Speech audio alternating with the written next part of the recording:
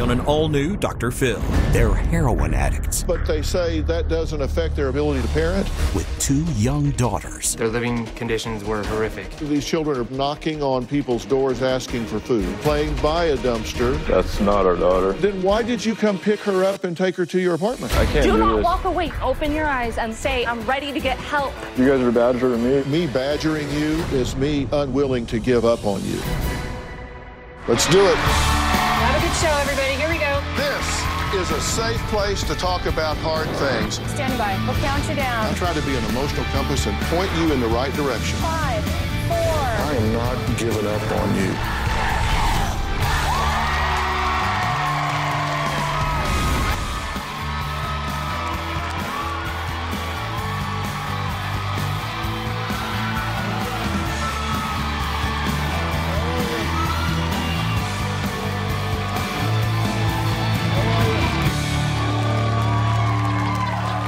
It seems like every day there are new headlines and shocking images of parents getting high in front of their young and innocent children. So out of it, their little ones are left helpless, sometimes even struggling to revive their own strung-out mom or dad. Now, Missy claims that her drug addict brother Chris and sister-in-law Katie are no better.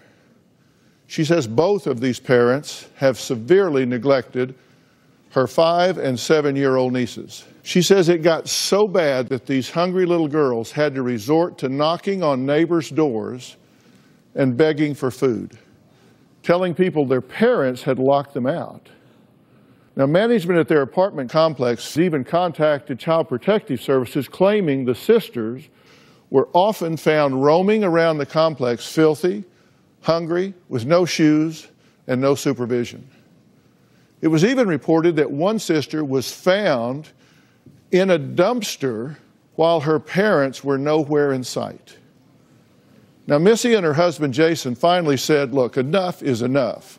And after Chris was arrested for multiple felonies, they swooped in and were granted temporary custody. Take a look. It's the heroin that we got. My brother and Katie have put their drug use ahead of my niece's welfare, and they are in absolute denial. I don't know how people get into this stuff. Drugs are their life right now. They left the girls alone. They didn't feed them, didn't bathe them, didn't get them to school. As a father, it upsets me. My brother and sister-in-law allowed them to be completely unsupervised in a very bad neighborhood. One time, they were outside for 13 hours. No shoes, no coats, having to knock on neighbors' doors for food because they were hungry. Another time, apartment management actually took a picture of who we believe to be my 4-year-old niece sitting outside of a dumpster playing in garbage. I was told my 4-year-old niece was sitting underneath the rear end of a van, and apartment management yelled and stopped him from backing up. The most shocking thing was the 4-year-old was found in the burnt down building. That's terrifying. When I tried to talk to my brother, he tells me that they're good parents and that I broke their family up. He's mad. What my nieces had to go through is terrible. It infuriates me. Missy says it wasn't until her brother Chris and sister-in-law Katie were evicted that she found out just how deplorable her niece's living conditions were. On top of my nieces being neglected because of Chris and Katie's drug use, the condition of the home was deplorable. I watch orders, and the living conditions were exactly the same as what you would see on that show. When I saw the apartment, I was shocked. It was absolutely filthy. The house smelled of animal feces and garbage. There were couches on top of couches and clothes everywhere. It was terrifying, to say the least. You could see drug paraphernalia in the girls' bedrooms, easily accessible, which is insane to me. I physically got ill. It was completely disturbing. I would not actually allow animals to live there. After my brother and sister-in-law moved out of the apartment, the management had to go back into the apartment to clean everything out, and fleas just instantly clung to their legs. as soon as they stepped in the apartment. It's crazy the state that they were living in. Their living conditions were horrific. To think of anybody living in that apartment, it's unbelievable. To think that my nieces had to sleep in that every day, it's unreal. Well, guys, thank you for being here, and God bless you for stepping up and doing something about this. They don't deny that they're on heroin, right? Oh, no. So they just tell you straight up, we're on heroin. Yeah. Every Yes. day. Yes. But they say that doesn't affect their ability to parent? Yes. My brother said lots of people do drugs with their kids there. One of these children was found in a burned out building. Yes. How old? She was 4. Which one was found a quarter of a mile from the apartment playing by a 4-lane freeway? That was both of them And where were these good parents? in the house. I'm sleeping. High. Yeah. Yeah. When the children are recovered and brought back to them, what do they say about that? It doesn't seem to me that they think it's a big deal. Wow. Okay, so at this point, you have custody of I the have children. custody, yes. Okay, and what's your relationship now with the parents? Do y'all talk to them? Do they check on the children? Every once in a while, they'll text and say, have the girls call us. But I don't have much of a relationship with them because I personally need to remove myself from their living situation. They're not doing anything, so. You actually got a restraining order against your brother Yeah, I had to. with regard to the children, not with regard Not to with you, me, but with the regard to girls. the children. Why? Yes. In the beginning, he was going to come to my house and get them, and I would never see them again. That was the first reason. But our home is a safe home, and I don't want his hostility there. And the school and the daycare that my niece stays at, I'm not there, so I need them protected. So Okay, so what do you expect I'm going to get from them when Yes. they come out here?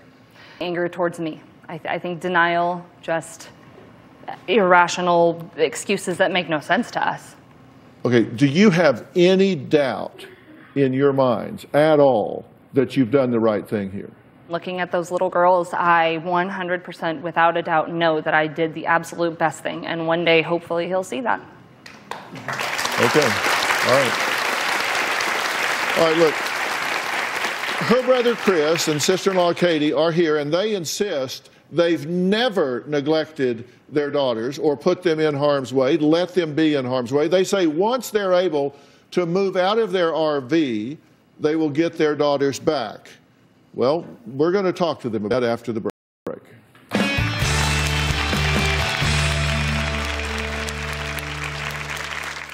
I am a great dad. The kids had a roof over their head up until we got evicted. I believe that we were good parents to our girls. They deserve to be with us.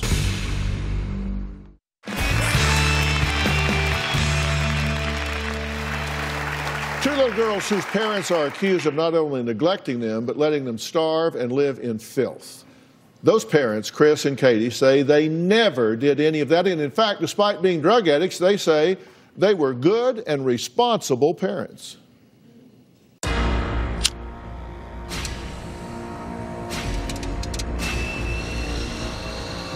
I had to hold it in. My sister Missy thought we were putting our kids in harm's way with our heroin addiction, but we weren't. We never would put them in harm's way. I am a great dad. The kids were never neglected, never abused. They never went without. They had a roof over their head up until we got evicted. We do drugs, but we would never do them in front of our kids. When we were using, we would leave the house and go on the and smoke heroin. Anybody that would even put their kid in that type of situation is a lowlife. My wife was accused of doing meth with our kids on her lap. Why would we ever in a million years Do any type of drugs with our kid in the house? Yeah. That just don't make sense. There's a case with CPS where they said that we locked the kids out of the house for 13 hours. That was a bunch And of crap. plus, we don't lock our kids out. That makes us look like monsters. Another time, CPS got a report of our kids outside playing in the dumpster. CPS came with a photo of a child, and they said it was our kid, but that child was white with Blonde hair. blonde hair. I think our landlords had something to do with all these false accusations. That's dragging our names through the mud. I believe that we were good parents to our girls, and we made sure they had everything they needed. They deserve to be with us. Chris and Katie say after they were evicted and forced to live in an RV, they trusted Missy to help give their daughters a temporary place to live. They say they quickly realized that was a big mistake.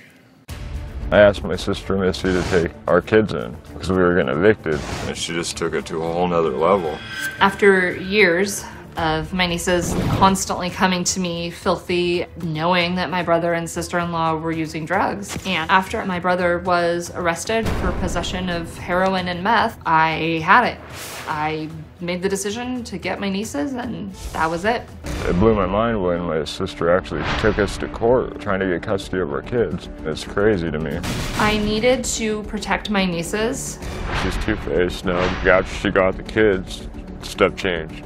Supervised visits saying when and when we cannot see our kids. Missy is on a power trip. On a big power trip. They are not capable of having their kids. They are using drugs. They're homeless, and their parenting skills are non-existent. She's making us out to be horrible people. And Missy is keeping our girls from us, and she's trying to take the kids.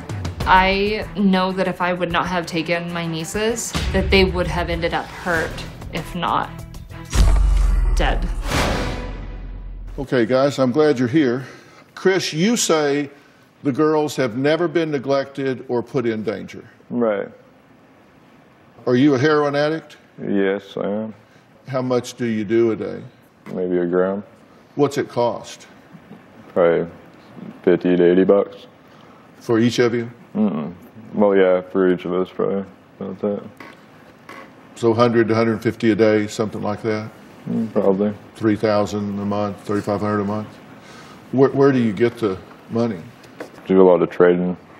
What do you trade? Trading, like, just things that we get, electronics and things like that. Where do you get the electronics? I've just come across them here and there. No, I'm out and about a lot. I haven't come across them. Yard sales. Let me see yard sales. You know, stuff like that. Are you dealing some to make up? You get some wholesale and retail it, and that pays for some of yours? Every once in a while, I guess, when someone needs something, that helps us out. There was one report that you were evicted because in a 2-hour period, like 30 people came to your apartment, came and went, and stayed an average somewhere between 2 and 10 minutes. That there was high traffic in and out of the apartment. Was that one of the times that you were? And this is the first I heard of that. We have never had people coming in and out like that. Never. Now, you were actually arrested in September of this year, right? Yeah. And there were 2 felony counts: possession of non-prescription controlled substances, heroin 8 grams, meth 2 grams, and then 1 misdemeanor count, possession of drug paraphernalia. And then on September 13th, the reporting officer's report says, given the quantity of heroin and meth, combined with the fact that I located packaging materials and a digital scale, I want to amend my original charge to VUCSA, possession with intent to deliver. Right. So you maintain that all of this has no impact on your quality as a parent? No, I never did anything like that with my kids around me or nothing. Katie, let me talk to you as a mother. Is this how you want your children growing up? No, absolutely not. If you were going to hire childcare and you put an ad in the paper, would you say wanted heroin addict to supervise my children? No. Why not? Well, I mean, it's what we're dealing with is obviously we have a disease. We have a problem. But no, I wouldn't want that for my child, somebody to watch my kid. Yet you maintain it doesn't impair your ability to take care of your children. Right. I've been taking painkillers for numerous years. And it's never impaired my ability to watch my kids.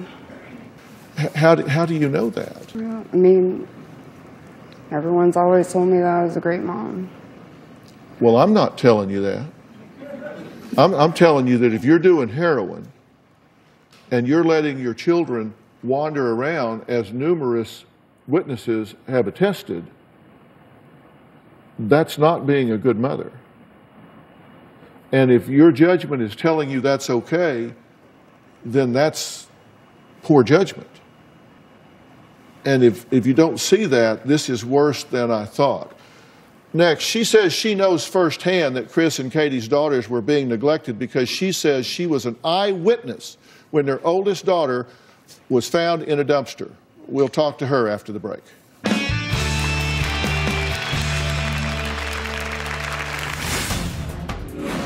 This is a picture of your child's bedroom. What is that, right? That's in a bong. Bowl. What? Whoever took these pictures. So there's a conspiracy. Somebody put that there? Obviously, why would that be in my daughter's room? Are you saying this is not right? This is a misrepresentation? I'm not saying anything right now. You have to see this. You are not going to get better. Your kids are going to live the rest of their life without you. I don't want to raise your kids.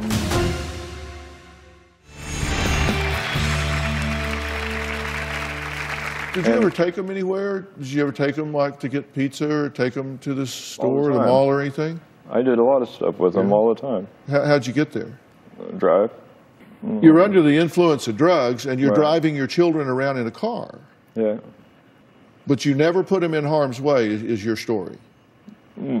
I did it for a year. Nobody knew about us doing it, right, for a whole year. And nobody, until I got busted with that stuff, nobody knew. And then all of a sudden...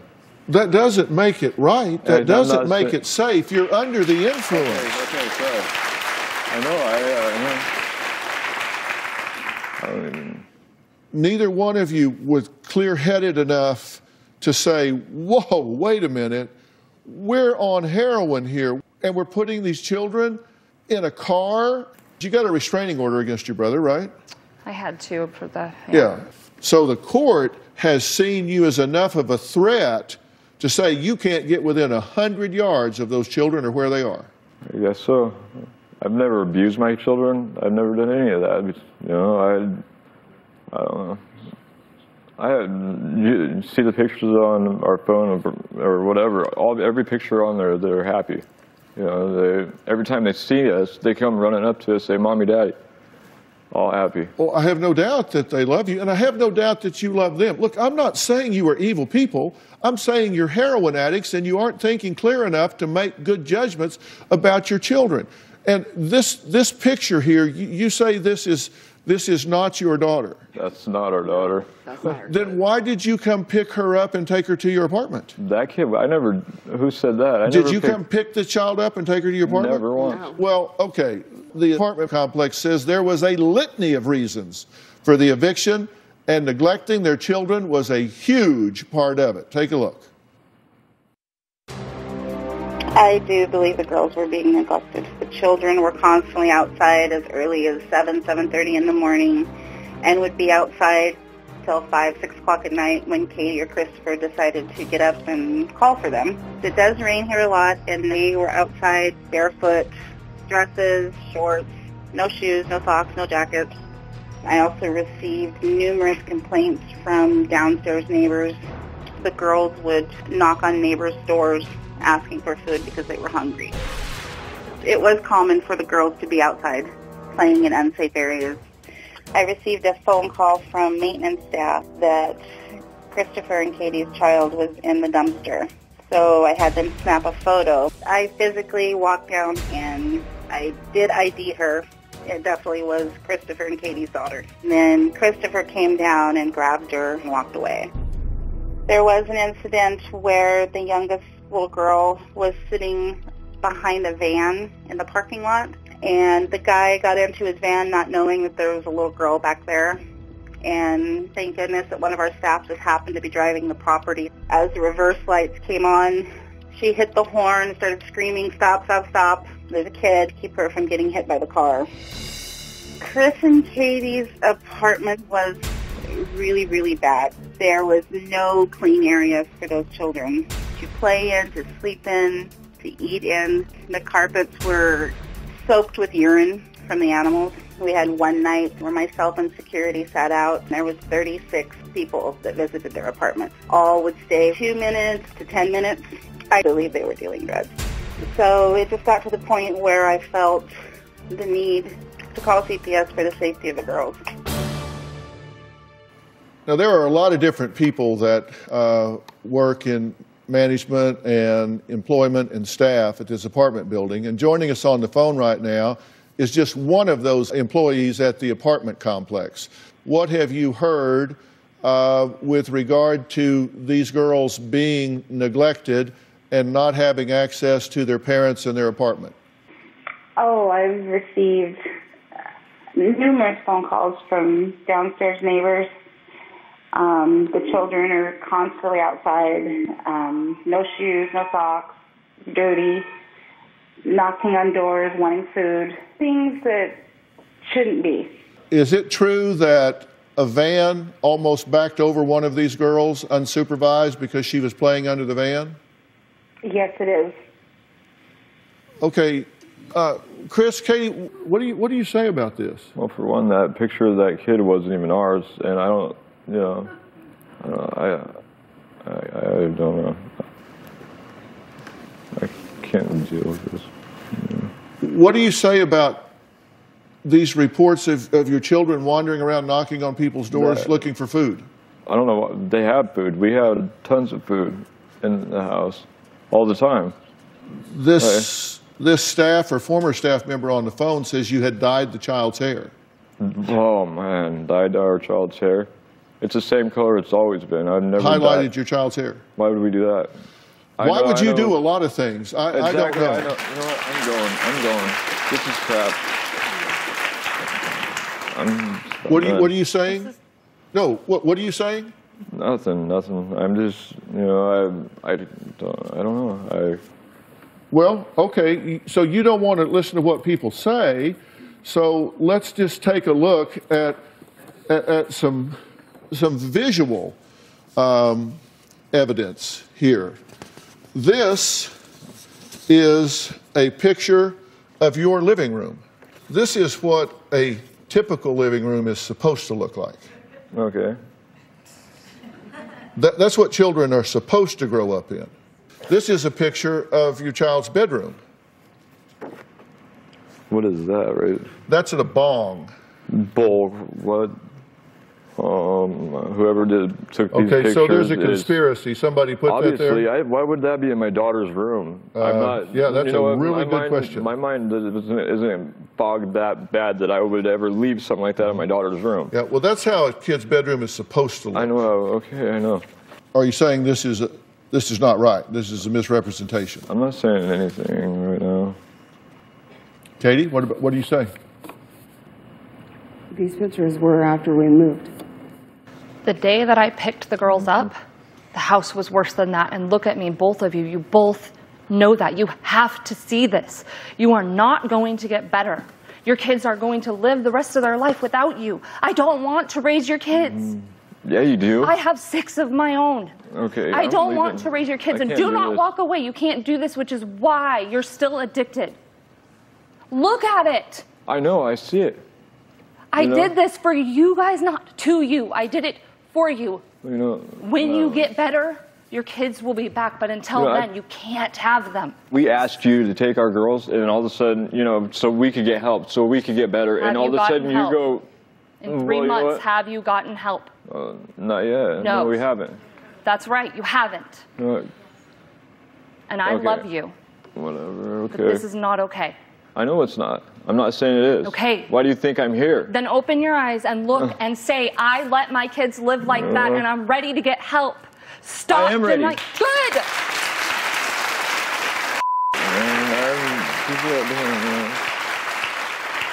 I have needed to say this for months. I have heard you say that yes, you 100 times. Well, I'm glad. Yeah. Please. Look at it, Chris. We lived this when we were kids. Our mom died when she was barely 40 because of drugs. I don't want to lose you, and I don't want to be the one to tell your kids, just like I had to tell you that our mom died. You are better than this.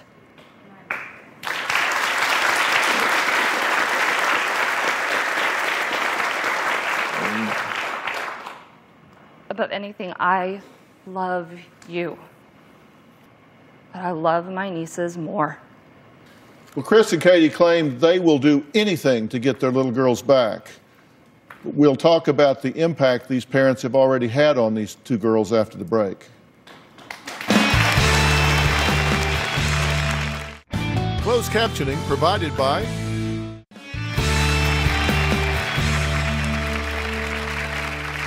I'm kind of at a catch-22 here with the two of you, because I'm asking you to be rational when you really can't be rational because you're addicted to heroin. And heroin changes your brain. I mean, this isn't just something psychological. Heroin changes your brain. It hits the prefrontal cortex, it hits the limbic system, and it goes all the way to the brainstem. It impairs your executive functioning. That means your ability to really organize, make plans, and execute them. It changes your reasoning skills. It decreases your capacity for making decisions, decreases your ability to imagine future events. You can't predict the consequences of what's coming up. For you to sit here and say, yes, we're addicted to heroin, we're getting high multiple times a day, but we're okay as parents. Not anybody on the face of the earth would agree with you. I understand that. Mom, come on. You've got to have that maternal instinct in there. Are you being a good mother? No. I said the kids deserve better than we could give them at that time. You know, I realize that. But you condemn them instead of thank them. No, They're protecting your children. They've taken your children out of harm's way. This man, he's just helping your children. Right, and I understand that. I know. You guys are badgering me over all this, and that's the good reasons, but, and I'm trying to open up and tell you that I know I need help and stuff. Well, me badgering you is me unwilling to give up on you. Right. That's my badgering of you. She is telling me that you are not who is sitting here, and I believe her. And you may not like me very much right now, but I'm the best friend you got in this world right now. Trust me. I don't want you having your children raised by her. I damn sure don't want them being raised by some foster parent somewhere. You've got to be willing to step up and stop blaming people and making excuses and get yourself clean. And I am willing to help you do that if you are willing to help yourself do that. I am. Do you want this, Katie? Yeah. Why? Because I'm letting my girls down. I'm letting myself down. What do you mean you're letting your girls down? They're not with me. This man right here is T.J. Howard. He's the corporate director for Origins Behavioral Health Care, which I consider to be the nation's leading dual diagnosis treatment center. It deals with every aspect of what you have to do this right one time. What needs to happen here? You know, we've got to get you safely detoxed because you're sick, I can tell. And you got to get into a long-term program and do it separately and then come together and get healthy for the children.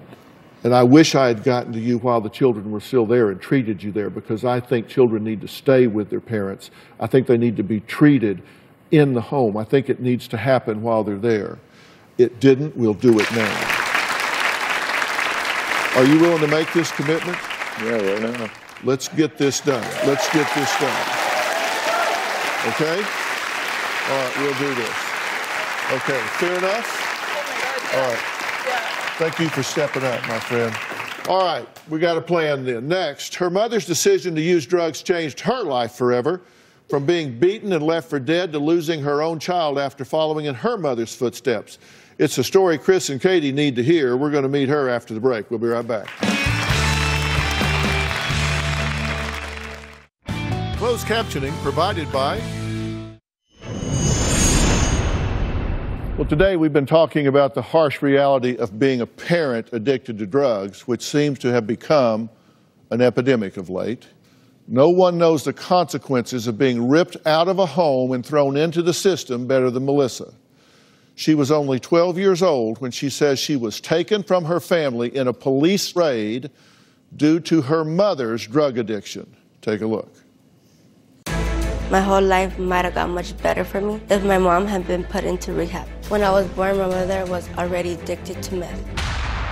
When I was 12 years old, I got put into foster care because of my mom's meth addiction. I remember the day I was taken away from her. The whole experience was very traumatic. I was so heartbroken when I was told I wasn't going back with my mom. I lived in 6 different homes over 6 years. I stopped caring.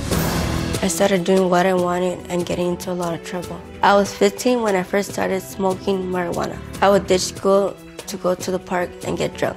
When I was 18 and I got out of foster care, I was smoking the same thing as my mom was smoking. It was meth.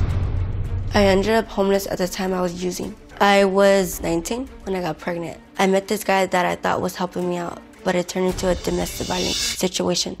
He would spit in my face and call me names. He was very physically abusive. One time he choked me and was grabbing me and beating me up. I was bleeding everywhere and he said, I can't do it. I was going to kill you, but I can't do it. So he let me go. Somebody called the cops and took me to the hospital. When my son was 3 months old, Child Protective Services took him away because I was homeless and I was on drugs. I am the 3rd generation of addicts and abuse. I never believed I would become like my mother, but I did. But there is a courageous ending to this story because Melissa is coming up on a year of sobriety. She sees her son. She sees her son now every day and is close to regaining custody. So please give a warm welcome to Melissa. So, Melissa, what did you feel like at that point when you realized you weren't going to get to go home? I felt really sad, just very sad and hurt, more hurt than anything. When you get into this foster care system, you start feeling like a case file. You start feeling like a number, right? Right. And tell me about that. What made you start creating problems in each home and moving to another one? What was going through your head? I just felt like nobody was hearing me out. Nobody really cared about me. I was just like a case number to them. Mm-hmm. So I just felt like to stop caring about myself. You repeated the same thing your mother did, lost your child, and now you're fighting to get that back, and so that legacy just rolls on. Yes. Well, next, she's on the front lines working every day to overhaul and change the foster care system that she was pulled away from her mother and put into. We're going to talk to this warrior after the break.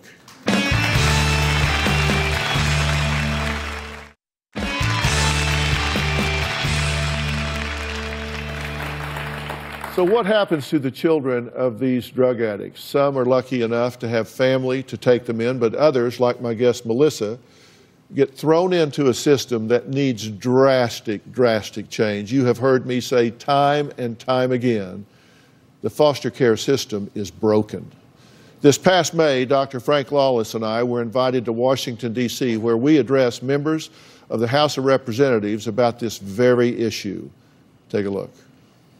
I want to welcome you to this briefing of the Congressional Caucus on Foster Youth. I want to thank Dr. Phil and Dr. Lawless for taking the time to meet with members of Congress to discuss this critical issue. Dr. Phil has provided such valuable testimony to our Human Resources Subcommittee over on Ways and Means. We watch your program and you go through such a dynamic situation with families. Dr. McGraw, your comments to try to get ahead of this game, I thought were particularly cogent and it really resonated in my own heart. Families in America are under attack. They're under attack from drugs. We're specifically talking about heroin, morphine, codeine, hydrocodone. If we are discussing a parent that is addicted to an opioid, we have to make a decision. Do we take that child away and incarcerate that mother for using a drug illegally?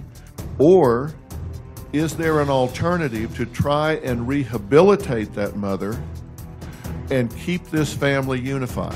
You go with those people right there to give this baby the best possible chance it has and give you the chance to get your life back.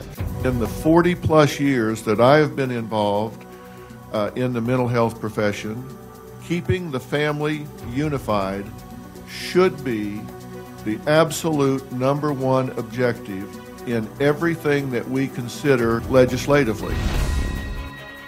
To take a child away from that parent and place that child in foster care should be the last and bad alternative, because it does nothing but put two people in the system with no path towards reunification. My goal is to keep them out of the system to begin with, and if they're in the system, to have a path to get them out of the system. If we don't recognize that there is a clear link between drug abuse and child welfare, then we just simply aren't acknowledging what's going on here. Thank you very much for what you do and for contributing to our debate here on the Hill today. Thank you. Well, my next guest is working to change all of that. She is the founder of the Congressional Caucus on Foster Youth, aimed to protect the welfare of all children in foster care. Her mission is to advocate for and overhaul our nation's foster care system. Representing the 37th Congressional District of California, please welcome Congressmember Karen Bass.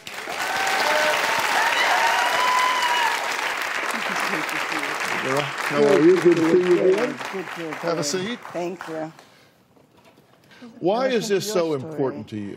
Well, I just think that given our country and given our society, there is nothing more important than protecting children. And we have no excuse, because we have the knowledge now, we have the science. And the system was put together at a time when we really didn't know how best to treat families. There were things we just didn't know chemically, psychologically, and otherwise that we do know now, but we're not reacting to it. Exactly. I mean, I think in the past we viewed parents that had problems as being bad. And in a way we were punishing them. But the only way we could access the dollars that we needed to take care of the child was to take the child away from the family. Yeah, and so what you're trying to do is pass legislation so states can use federal funds to prevent removal of the children, correct? Right, so that they can use the money flexibly. So in other words, if you know that a parent has a substance abuse issue, why don't you treat the issue? If it's mental health, why don't you use federal dollars for that? And in the end, it's much cheaper than to put a child in the foster care system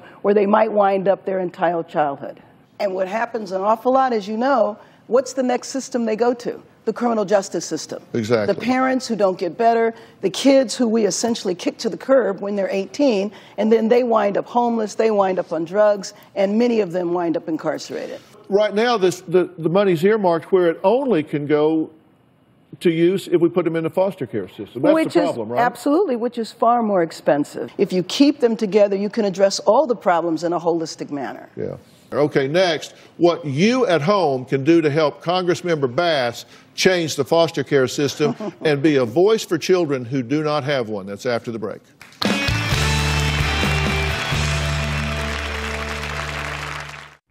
Closed captioning provided by...